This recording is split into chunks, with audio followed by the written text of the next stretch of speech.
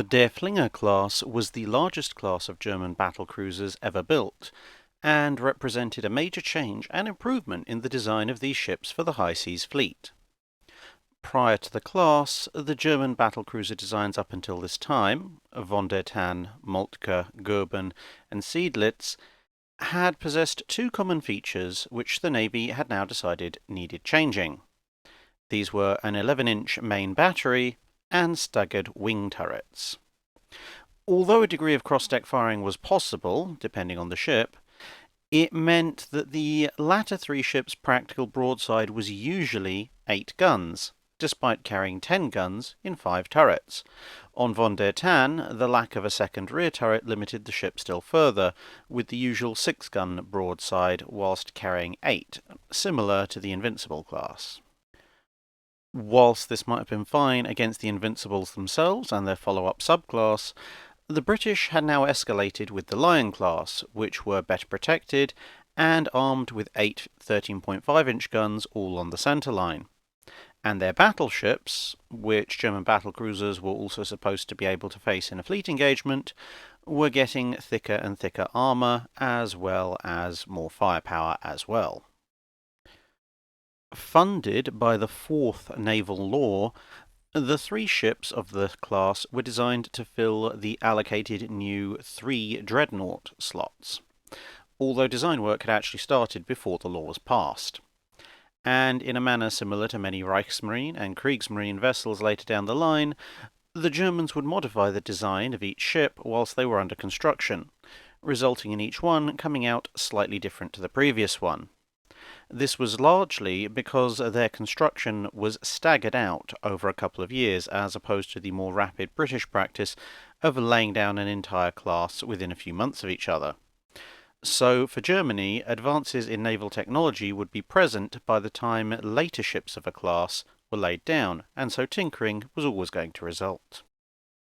The 3 ships would be named Derfflinger, Lützow, and Hindenburg, all of whom were generals, one from the 30 Years' War about half a millennia earlier, the next from the Napoleonic Wars, and the last after a general who was still very much alive and had only recently become famous.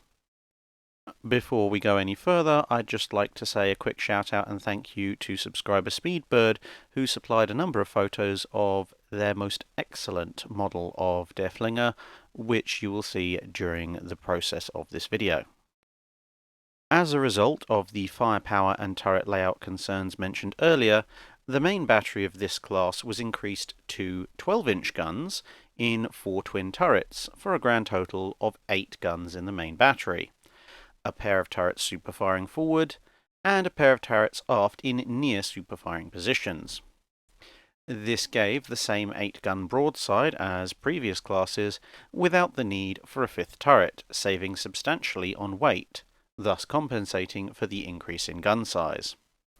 Hindenburg would have slightly different mountings to the first 2 ships. Initially, these guns could elevate to just over 13 degrees, which limited their range to well below that of their British rivals, and so this was modified to a 16-degree elevation in 1916, which added just over 2,000 yards to the overall range. Secondary armament consisted of 14 casement-mounted 5.9-inch guns, mounted in the superstructure rather than the hull, and thus a little more serviceable than most casement-mounted secondary batteries. Emergency fittings of anti-roll tanks on Derfflinger after trials meant that 2 of them had to be removed, but the other 2 ships in the class would carry the designated number. And, like the main armament, their range would be extended during the ship's careers. A number of anti-surface and anti-air 88mm guns were also carried, starting out with 8 of the former and 4 of the latter, with the precise layouts and numbers differing by ship and by time as their careers progressed.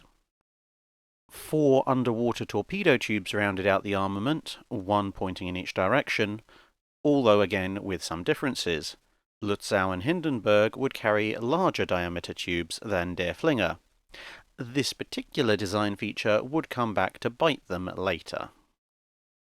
Armour was kept broadly the same as Seydlitz in both layout and thickness, at a 12-inch belt. Unlike previous battlecruisers, the ships were planned to only have 3 shafts instead of 4, in order to allow the central shaft to use a diesel engine. But since the diesel engine turned out to not be ready for service by the time the ships were ordered, they reverted back to the traditional 4-shaft steam turbine arrangement. The engines would use a mixture of coal and oil-fired boilers to produce about 62,000 shaft horsepower for a maximum speed of 26.5 knots, at least in theory. All the ship's power plants would well exceed their shaft horsepower target, and their trial speeds also varied wildly. Derfflinger was actually a knot slower than designed. Lutzow hit the mark, and Hindenburg reached about the same speed as Lutzow, despite being designed for about half a knot more speed. Other differences in the ships included their length, with Hindenburg being a whole 1 foot and 3 inches longer than the other two. Lutzow and Hindenburg had 17 watertight compartments as opposed to Derfflinger's 16, and Derfflinger needed anti-roll tanks fitted after some rather alarming lists developed during high-speed turns, as we indicated earlier. Thus, when you combine all these small changes, each ship was pretty unique, despite ostensibly being all of the same class. 2 of the ships were laid down in 1912, with Hindenburg following in 1913. Derfflinger commissioned into the fleet in September 1914, Lutzow in August 1915, and Hindenburg in May 1917. This extended period reflecting the delays caused to German ship construction during World War I. Hindenburg would have a relatively short career, only actually becoming fully operational in October 1917. She would only take part in 2 abortive missions of any significance before ending up in Scapa Flow at the end of the war. But it was actually Lutzow who would be the shortest lived. She only became fully operational in March 1916, thanks to engine damage sustained on trials after commissioning. She then took part in the bombardment of Yarmouth the next month, and became flagship of the first scouting group after Seydlitz ran into mines on the way home. At the end of May, not quite 3 months into her operational life, she led the first scouting group at the Battle of Jutland. Initially, things went very well, with Lutzow generally getting the better of her duel with HMS Lion and knocking out the latter ship's amidships turret. Later, she would also take part in the destruction of the armoured cruiser Defence, the crippling of the armoured cruiser Warrior, and the general engagement of various British ships. However, about 20 minutes after her engagement with the armoured cruisers, she would encounter the old battlecruisers of 3rd Battlecruiser Squadron, fresh from gunnery practice at Scapa Flow. Lutzow and Derfflinger would combine fire to annihilate the first ever battlecruiser, HMS Invincible, but not before Invincible landed quite a number of 12-inch hits of her own on Lutzow. The large open area needed for the forward torpedo tube and its loading arrangements was amongst the compartments opened to the sea by 2 of these hits, which hit the bow below the waterline, and the ship began to take on substantial amounts of water.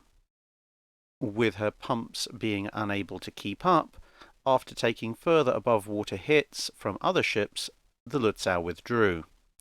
However, within hours, the ship was no longer safe to sail forwards, and an attempt to reverse her way home was thwarted when the bow became so flooded that first the ship's stern, and then both the screws and the rudder, began to rise out of the water.